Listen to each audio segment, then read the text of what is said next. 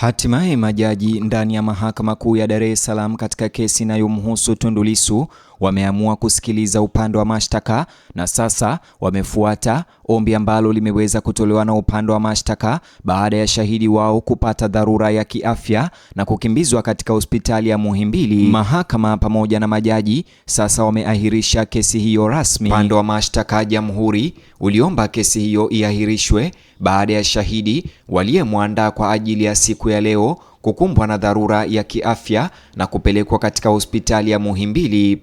Like video hii kisha subscribe kabla tuangalie suala hili.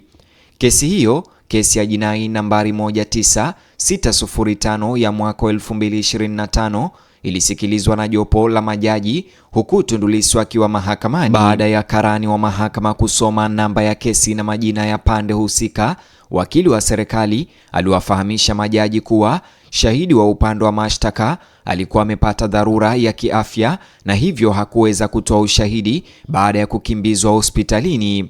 Upande wa mashtaka uliomba mahakama iahirishe kesi hiyo hadi Jumatatu, ukisema kuwa wangerejea na mashahidi waliosalia.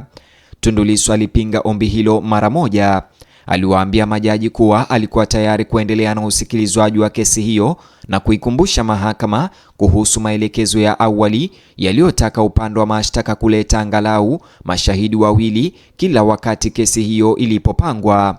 Hata hivyo, kwa mujibu wa Lissu, maelekezo hayo yalikuwa yametolewa awali na kurudiwa na mahakama mara kadhaa, ikiwemo wakati wa shughuli za mahakama mapema wiki hii. Tundu Lissu alisisitiza kuwa licha maelekezo hayo, upande wa mashtaka ulikuwa umefika tena bila mashahidi waliotakiwa. Tundu Lissu aliwaambia majaji kuwa suala hilo limekuwa mahakamani kwa muda mrefu, akibainisha kuwa kesi hiyo imefikisha siku 493 zaidi ya mwaka mmoja bila kukamilika, hii ikiwa ni mwaka mmoja na takriban miezi minne. Aliwataka majaji kusimamia utekelezaji wa amri zao wenyewe na kuhakikisha kuwa kesi hiyo inaendelea. Pia Tundu Lissu alirejelea kesi kubwa za awali nchini Tanzania, ikiwemo kesi ya mwaka 1970 iliyomhusisha Gray Likungu Mataka na kesi ya mwaka 1982 iliyohusisha Khatibu Gandhi na wengine.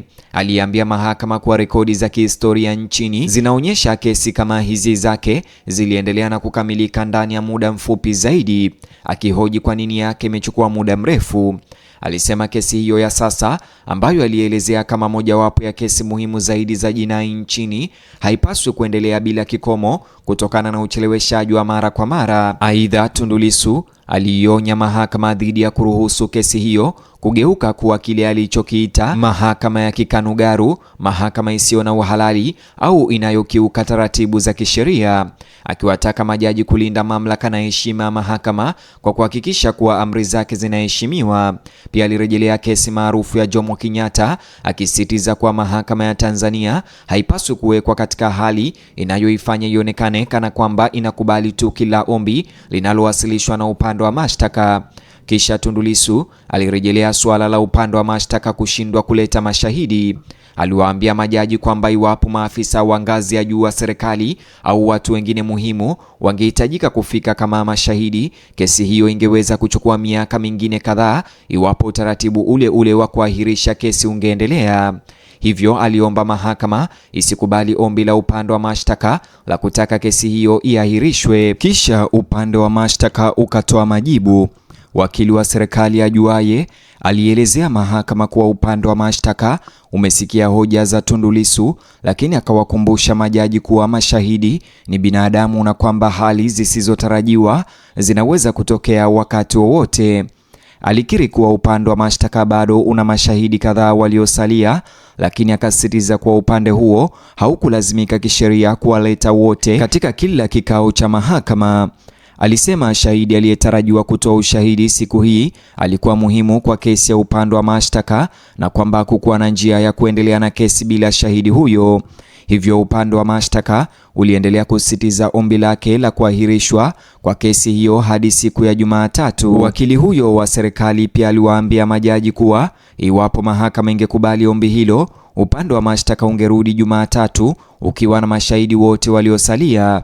Baadaye majaji walitumia dakika kadhaa kujadili suala hilo kabla ya kutoa uamuzi wao. Jaji Ndunguru Akizungumza kwa niaba ya jopo la majaji, alisema mahakama imezingatia hoja zilizowasilishwa na pande zote mbili. Jaji huyo alikiri hasa hoja ya Tundu Lissu kwamba mahakama ilikuwa imetoa maelekezo ya mara kwa mara kuhusu kuletwa kwa mashahidi. Hata hivyo, baada ya kuzingatia hali zilizoelezwa na upande wa mashtaka, mahakama iliamua kuahirisha shauri hilo. Majaji walielekeza upande wa mashtaka kurejea mahakamani siku ya Jumatatu wakiwa na mashahidi waliosalia. Hivyo kesi hiyo imeahirishwa hadi Jumatatu tarehe 17 Agosti mwaka 2026.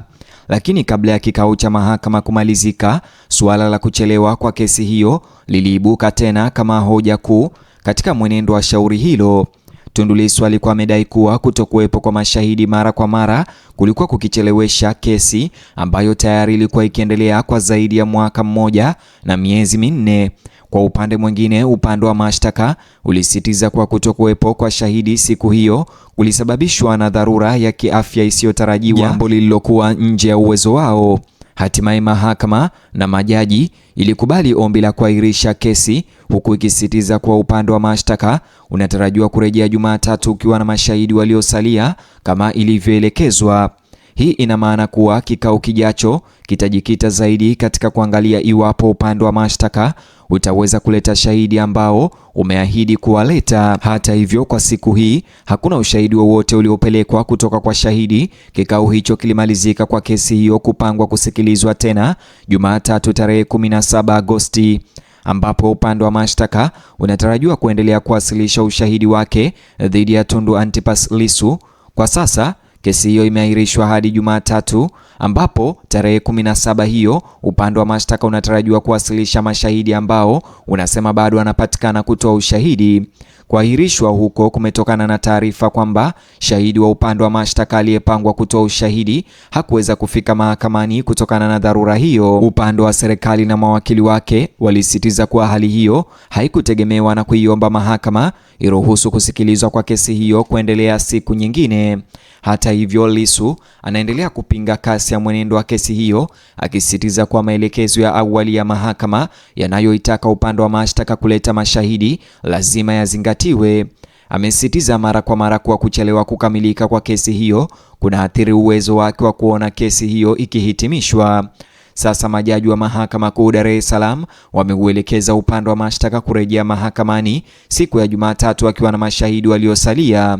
Kikao kijacho kinaweza kutoa picha iliyo wazi zaidi kuhusu kiasi cha ushahidi ambacho upande wa serikali bado unakusudia kuwasilisha kabla ya kuhitimisha kesi hiyo. Kwa sasa kuna ushahidi uliotolewa mahakamani leo, na kesi ya uhaini inayomkabili Tundu Lissu imeahirishwa hadi Jumatatu, ambayo nimekuambia ni tarehe 17 Agosti. Hivyo basi, like video hii, subscribe na ubonyeze alama kengele ili ikifika tarehe 17 Agosti uwe wa kwanza kupata update na maendeleo kutoka ndani ya Mahakama Kuu ya Dar es Salaam.